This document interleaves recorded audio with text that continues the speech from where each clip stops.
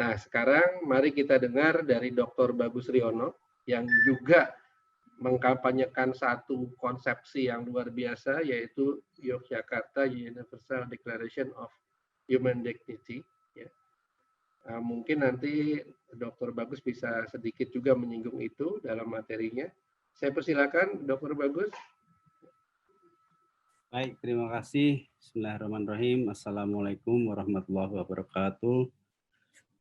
Selamat pagi menjelang siang, Prof. Uis, Prof. Atib, Bang Sandi. Kita pernah ketemu, saya pernah berkunjung sekali ke rumah Bang Sandi, lalu Dr. Gamal sudah hadir belum nih ya? Dulu pernah ketemu Dr. di Gamal sepertinya sudah hadir tuh Pak Bagus. Sudah hadir ya. Kita pernah bertemu di UII Jogja waktu itu. Yang belum pernah ketemu Pak Aher nih, salam kenal Pak Aher. Mudah-mudahan nanti bisa kayang bersambut, insya Allah. Alhamdulillah, saya sangat bersyukur bisa bergabung di sini. Dan ini adalah isu yang sangat penting karena ini terkait dengan peradaban. Saya akan membahas terkait dengan peradaban. Ini keluarga ini adalah sesuatu yang menjadi akar atau core atau fondasi inti dari peradaban. Jadi mohon izin saya akan share slide saya biar saya share saja biar lebih mudah terkendali. Mudah saya kendalikan sendiri. Oke.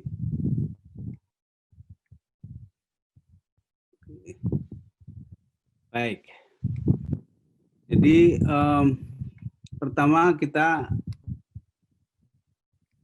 akan membahas kaitan keluarga dengan peradaban ya. Jadi bahwa keluarga itu adalah fondasi peradaban dan sekaligus benteng peradaban bangsa. Jadi saya akan membahas beberapa contoh kasus di negara-negara yang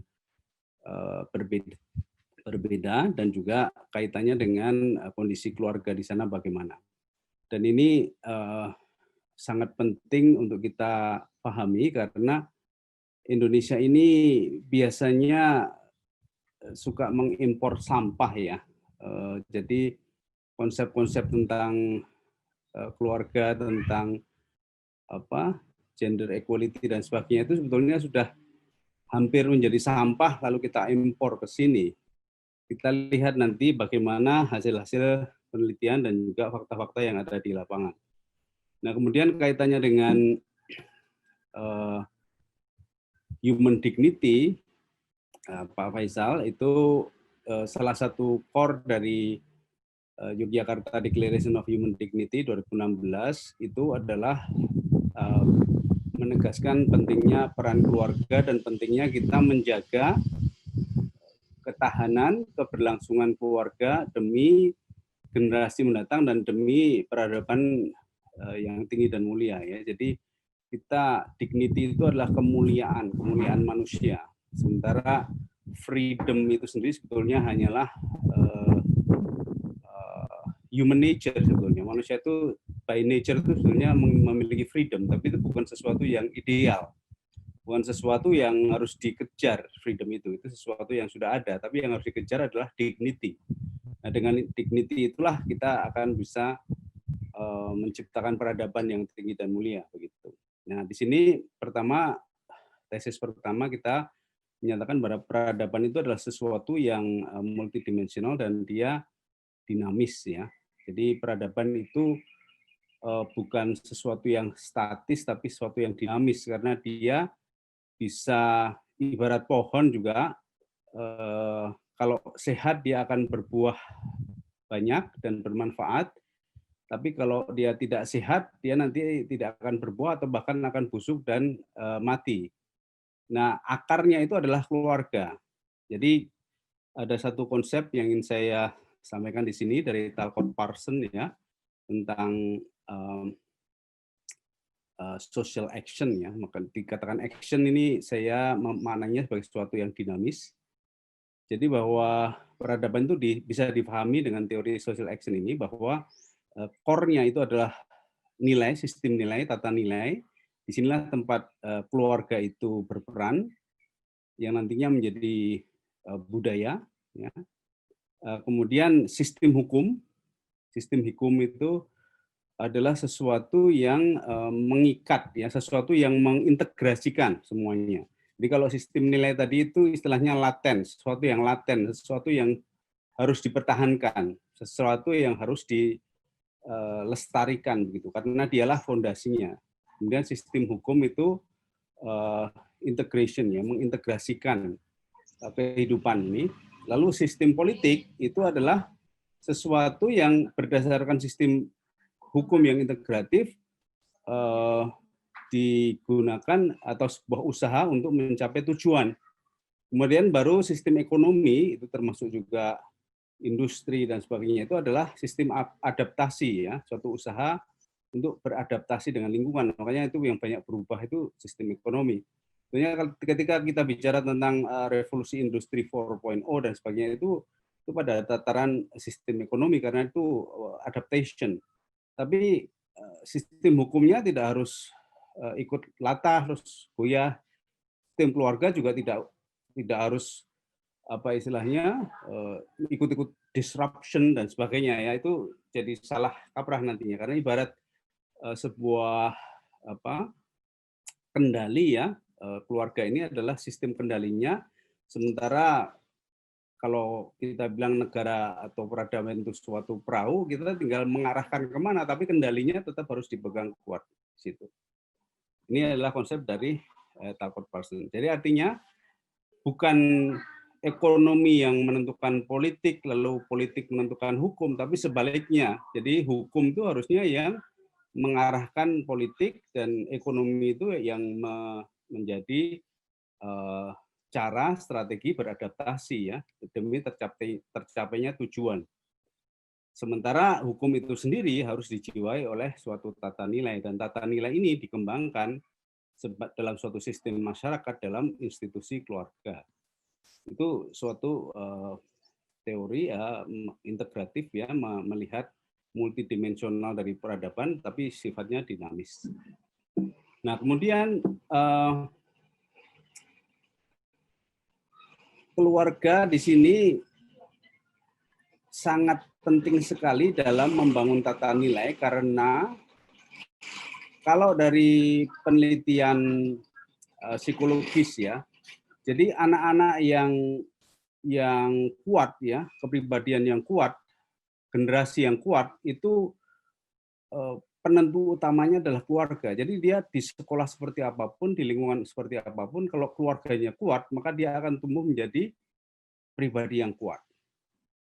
Jadi sistem sosial dan sebagainya itu hanyalah pendukung, tapi intinya tata nilai itu dibangun di keluarga. Kita sering mendengar, ya, betapa tokoh-tokoh besar itu masa kecilnya mungkin jadi anak nakal dan sebagainya, tapi keluarganya kuat, maka dia akhirnya membangun kepribadiannya terbentuk menjadi kepribadian yang kuat, walaupun ujian yang dilalui cukup berat, ya. Kemudian keluarga itu adalah inti, artinya dia fondasi, ya, dari suatu peradaban, sehingga kalau fondasi itu goyah atau diusik atau dibongkar, maka peradaban itu akan berantakan. Dan ini nanti akan kita lihat dari beberapa hasil riset, ya, yang sudah dilakukan di beberapa negara. Nanti saya beri contoh beberapa. Nah, karena posisinya itu, maka keluarga ini adalah penentu, ya. Sekali lagi, keluarga adalah penentu. Kalau kita mengabaikan keluarga, kita menganggap keluarga itu nggak penting, kita menganggap yang paling penting itu hanya ekonomi misalnya, ya, atau hanya politik, ya. Dulu zaman Pak Harto kan adalah panglima misalnya gitu. Itu nanti keluarga kalau terabaikan dia akan mengalami masalah besar. Jadi negara atau peradaban itu akan menjadi terganggu atau justru bisa runtuh karena akarnya ini tidak digarap dengan baik. Nah, ini adalah satu contoh yang ingin saya sampaikan. Negara-negara Barat yang selama ini masih banyak kita dewa-dewakan itu adalah peradaban Barat itu adalah peradaban yang sudah akan runtuh, ya. Banyak ramalan-ramalan yang mengatakan bahwa ibarat seperti Romawi dulu itu peradaban Barat yang tadinya berjaya tapi lalu runtuh, maka sekarang ini juga peradaban Barat sedang mengalami krisis yang besar-besaran, dan saya akan menyoroti dari sisi keluarganya. Jadi yang saya jadikan contoh ekstrim di sini adalah Inggris, ya. Inggris itu sebagai perwakilan Eropa, sebetulnya masalahnya tidak hanya terjadi di Inggris, tapi di negara Barat pada umumnya. Mereka lebih mementingkan kebebasan individu sehingga keluarga itu diabaikan, tidak dianggap penting. Ya, terserah masing-masing, tidak ada istilahnya sistem yang mengencourage atau mendorong terbangunnya keluarga yang kuat.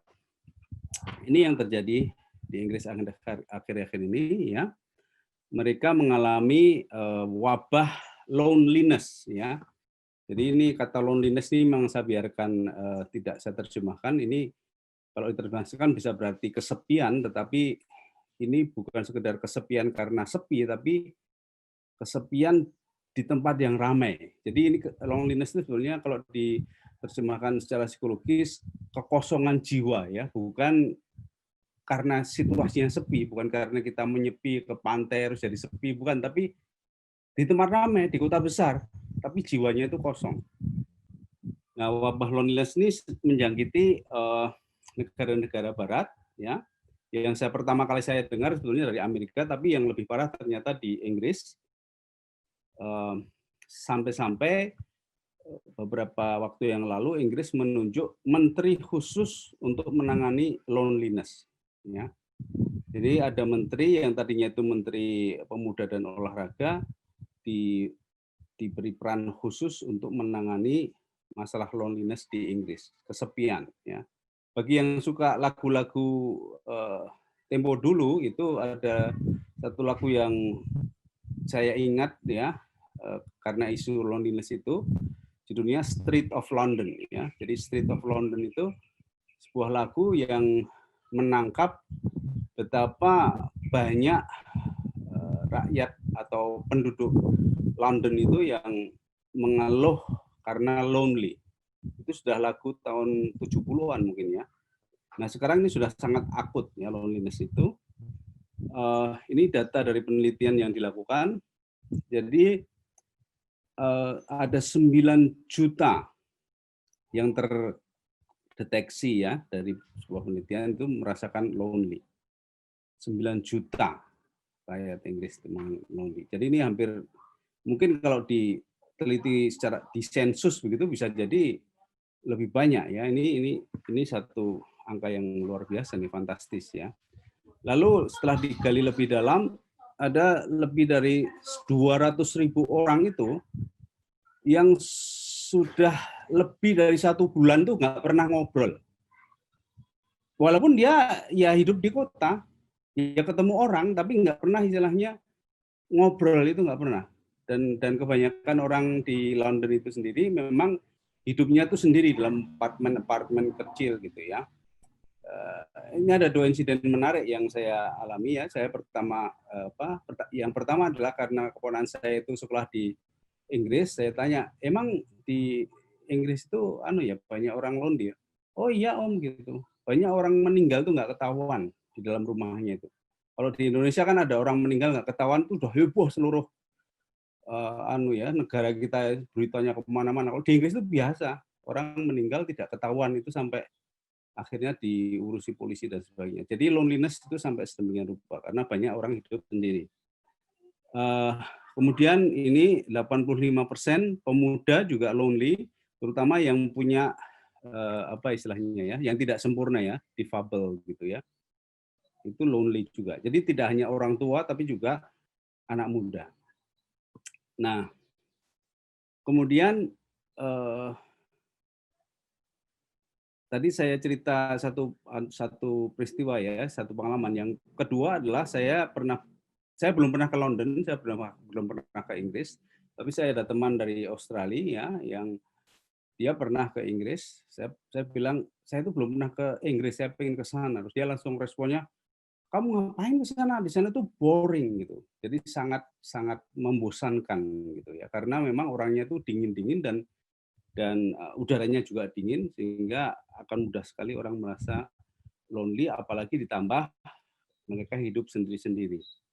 Nah, inilah yang terjadi di negara Inggris sebagai sebuah contoh sebuah negara yang mereka tidak begitu memperhatikan keluarga karena mereka mendewa-dewakan kebebasan individu. Ada contoh yang ekstrim lagi, waktu itu ada seorang gadis ingin punya anak tapi dia susah untuk bisa dapat suami, akhirnya dia kesana kemari menjalin hubungan intim pada laki-laki apa saja yang penting dia punya anak gitu ya, karena menikah itu bagi mereka secara umum ya itu adalah sesuatu yang dianggap tidak penting ya. Ini contoh-contoh jadi perilaku mereka yang mengabaikan keluarga. Nah, kemudian kaitannya dengan populasi ya. Karena keluarga itu dianggap tidak penting, mereka baru sadar bahwa itu berdampak pada penurunan populasi. Dan penurunan populasi ini menjadi gejala umum di negara-negara yang dibilang maju ya, terutama negara barat terutama. Sekarang juga tidak hanya barat karena wabah kebebasan individu itu sudah kemana-mana. Nah, populasi ini menurun. Ini sebagai ilustrasi saya gambarkan grafik. Jadi ibaratnya kalau dari data yang ada ya di sana pertumbuhan masyarakat Muslim itu meningkat, sementara pertumbuhan penduduk asli Inggris itu menurun. Jadi bisa diperkirakan, ini bukan perhitungan yang akurat ya, tapi ini hanya ilustrasi bahwa dalam beberapa tahun ke depan jumlah bangsa Inggris itu akan semakin punah dan jumlah penduduk Muslim itu akan semakin tinggi. Dan ini juga isu yang sama dialami oleh Jerman ya. Berlin itu katanya tahun 2050 itu akan hanya berisi orang Turki saja karena orang Jermannya sudah akan punah katanya. Itu estimasi yang ekstrim ya. Karena tidak mau berkeluarga, tidak mau punya anak ya, dan seterusnya. Mereka maunya bebas saja. Bahkan ada yang LGBT lebih parah lagi kondisinya. Nah, kemudian baru tahun ini masih in press ya, barusan dipublikasikan, ada penelitian tentang loneliness di seluruh dunia, karena ini menjadi isu di negara-negara barat, karena adanya apa yang disebut wabah loneliness ini mulai dirasakan masyarakat di masyarakat dunia maju, negara maju ya, maka dilakukan penelitian tingkat dunia dengan bantuan BBC ya, pengambilan datanya, sehingga diperoleh data yang fantastis. Ini ada 45.000 lebih ya, 49.000 lebih responden dari 237 lokasi ya. Ini lokasi itu bisa negara, pulau dan sebagainya ya. Nah, kesimpulannya ada beberapa, tapi saya ingin menekankan satu poin di sini bahwa ketika dibandingkan antar negara, dibandingkan beberapa lokasi atau budaya dan sebagainya, ternyata mereka yang memiliki budaya kolektif itu relatif tidak mengalami wabah loneliness. Jadi mereka yang mengalami loneliness itu adalah mereka yang budayanya individualistik. Individualistik ini adalah mereka yang menggembar-gemborkan atau mendewa-dewakan kebebasan individu, ya, yang sekarang mulai masuk ke Indonesia ini. Jadi ini yang kita terima ini, feminisme, kemudian kebebasan individu dan sebagainya, itu sebetulnya sampah sudah, karena di sana itu sudah mulai gelisah dengan itu dan mulai mereka mengambil langkah putar balik ya untuk kembali menguatkan keluarga dengan adanya insentif ya, seperti saya tahu di Jerman itu kalau seorang ibu hamil itu cutinya 2 tahun karena harus dia menyusui bayinya sampai 2 tahun, dan itu digaji walaupun gajinya tidak 100%. dan ayahnya itu boleh cuti setahun untuk mendampingi istrinya membesarkan anak itu, digaji juga. Ya, artinya apa? Negara itu sudah mulai berpihak pada keluarga karena melihat trennya ini rusak-rusakan ketika keluarga itu tidak diperhatikan. Itu di Jerman yang saya tahu. Di Inggris katanya juga ada seperti itu. Ya, nah sehingga kalau saya baca draft RUU Ketahanan Keluarga itu, kalau nggak salah ada satu pasal yang mengusulkan supaya kalau ibu hamil diberi cuti itu 6 bulan lah. Ya, sekarang ini kan masih 3 bulan. Itu aja sudah dibilang tidak equal atau gimana dan sebagainya. Jadi aneh di Indonesia ini ya.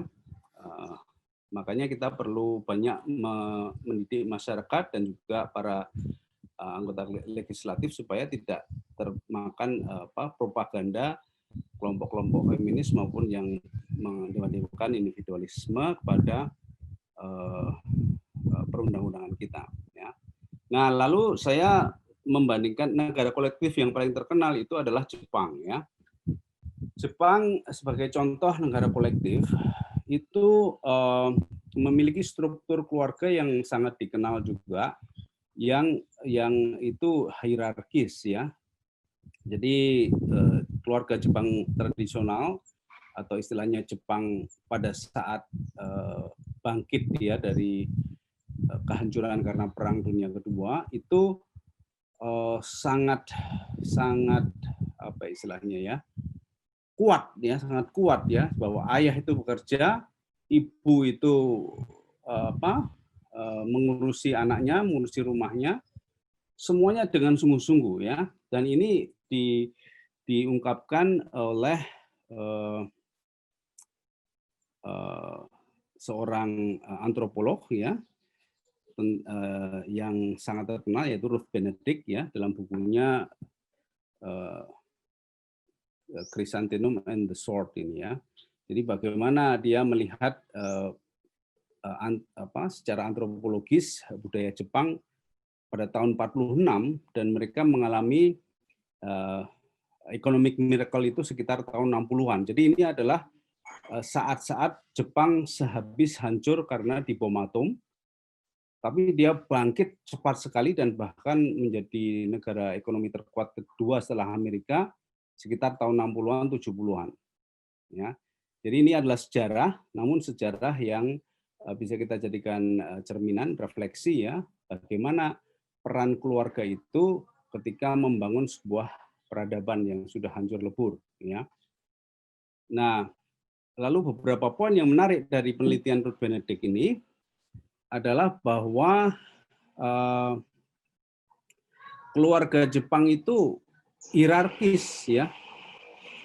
Jadi keluarga Jepang itu tidak ragu-ragu ya dalam melakukan atau istilahnya dalam menerapkan hierarki ya. Dan hierarki itu tidak berarti oppression ya. Jadi seperti yang dikatakan Prof. Luis tadi dan Prof. Atib tadi, itu sebetulnya bukan hanya alasan, itu kenyataan ya, bahwa hierarki itu tidak berarti oppression, tapi dia itu adalah sebuah sistem yang bisa konstruktif ya. Jadi orang tua itu mencintai anaknya atau anak mencintai orang tuanya, tapi anak menurut pada orang tuanya ya, dan itu juga istri itu seolah-olah melayani suami, tapi suami itu juga mencintai istrinya. Jadi ini sesuatu sistem keluarga yang kuat ya, sampai-sampai ada anekdot itu orang-orang Barat itu kalau idealisme orang Barat itu kalau bisa punya istri itu istri orang Jepang, karena mereka kalau istrinya sama orang Barat itu pusing ya, berantem melulu. Tapi orang Jepang ini sangat setia ya, sangat loyal dan juga sangat menghargai posisinya, tapi juga bukan berarti dia opres ya, bukan berarti dia ditekan ya. Sehingga ini hierarki dan oppression itu bukan sesuatu yang apa istilahnya itu sama ya. Jadi orang tidak hierarkis, opresif juga bisa ya. Jadi opresif dan hierarki itu bukan dua hal yang selalu berkorelasi, tapi adalah dua hal yang berbeda. Hierarki itu adalah struktur, opresi itu adalah perilaku dari aktor-aktor di dalamnya. Baik, jadi dari pengalaman ini maka hikmah bagi kita, Obade sebagai catatan saja bahwa economic miracle di Jepang itu memang mengalami puncaknya 70-an, 80-an, tapi saat ini dia sudah mulai menurun, dan itu juga bersama-sama ditandai dengan masuknya paham-paham feminisme ke Jepang. Jadi Jepang itu sekarang kalau menurut anak saya yang itu baru lulus dari Jepang 2 tahun yang lalu, katanya anak-anak perempuan sekarang di Jepang itu sudah mulai terjangkiti feminisme, dan secara ekonomi Jepang itu sekarang sudah mulai dikalahkan Korea dan Cina ya. Kita nggak tahu Cina dan Korea seperti apa, tapi kalau dari kita lihat dari Jepang itu sudah mulai mengalami sindroma seperti yang dialami Barat. Dan saya juga punya istilahnya saudara angkat dari Jepang. Ketika ketemu di Jakarta waktu itu dia bilang Jepang sekarang penduduk mulai turun ya, dan dia sebagai orang Jepang generasi saya ya usia 50-an, dia tidak mengikuti tren terbaru, dia punya keluarga anaknya 4, sementara Jepang generasi baru ini sudah mulai terpengaruh ya oleh ide-ide feminisme, sehingga ada beberapa yang tidak mau keluarga dan sebagainya. Jadi ini ada korelasinya ya. Saya bilang tadi ada dinamika dalam peradaban itu, sehingga keluarga ini memang harus dipertahankan. Jadi hikmah bagi kita ini sebagai penutup ya. Pertama bahwa sebetulnya kita itu sudah punya sistem yang sudah ada dan itu sudah benar. Undang-Undang Perkawinan nomor 1 tahun 74 itu sudah benar. Itu adalah apalagi sekarang kita masih mengalami apa yang disebut bonus populasi ya. Ini harusnya kita waktunya untuk menjadi negara maju. Tetapi mulai ada penggerogotan pada sistem keluarga ini, nanti jangan-jangan kita nggak jadi maju. Jadi kalau Jepang itu maju dulu, baru terjadi penggerogotan, dia mulai turun ya. Tapi Indonesia itu maju aja belum sudah digerogoti ya. Makanya ini harus kita cegah ya, usaha-usaha untuk menggerogoti atau membongkar undang-undang perkawinan itu harus kita cegah dan kita tangkal ya. Kita cegah sebelum mereka melakukannya, dan harus kita tangkal kalau mereka sudah mulai menyerangnya, tentu saja dengan berbagai strategi baik secara sosiologis ya, komunikasi massa, pendidikan masyarakat, dan juga secara hukum tentu saja ini harus kita bentengi ya, karena dengan kita bisa mempertahankan keluarga itu insya Allah kita akan bisa membangun peradaban yang baik. Jadi sekali lagi nilai-nilai yang kita impor itu ya bisa disebut sebetulnya adalah nilai-nilai yang sudah mulai ditinggalkan oleh mereka yang sudah merasakan dampak buruk dari nilai-nilai tersebut. Insya Allah kalau semua kebijakan kita pada sistem hukum, politik, dan ekonomi itu berfokus kepada ketahanan keluarga, insya Allah kita akan bisa mempertahankan keluarga Indonesia dan kita bisa membangun peradaban yang tinggi dan mulia. Demikian, wallahu a'lam bishawab. Terima kasih. Wassalamualaikum warahmatullahi wabarakatuh. Waalaikumsalam warahmatullahi wabarakatuh. Terima kasih Dr. Bagus Riono. Di sini kita bisa dapati ya pesan yang penting dari Pak Bagus, yaitu jangan sampai Indonesia ini belum maju aja udah berantakan gitu ya. Dan Jepang itu tadinya berantakan, dia maju dan sekarang mulai agak berantakan. Nah, Indonesia ini maju aja belum pernah, nanti malah berantakan gara-gara kita suka mengimpor sampah gitu ya. Nah, jadi ini buat kawan-kawan kita yang masih suka mengimpor sampah, cobalah berpikir ulang gitu ya. Bahwa di negara produsen sampahnya aja itu udah nggak dipakai lagi, tuh sampah-sampah itu udah dibuang ke tempat sampah gitu, masa kita mau pakai. Nah, Bapak Ibu sekalian, dari pembicaraan tadi kita dapati ya bahwa ternyata masalah ketahanan keluarga ini memang sesuatu yang luar biasa ya. Dan tampak jelas bahwa jika di zaman modern ini satu bangsa ingin dijajah, maka cara yang pertama harus dilakukan adalah menghancurkan dahulu fondasi-fondasi keluarga di negara itu. Nah, kalau bangsa kita tidak ingin dijajah lagi, maka jawabannya ya perkuatlah keluarga kita. Karena ketahanan keluarga adalah intisari dari ketahanan nasional.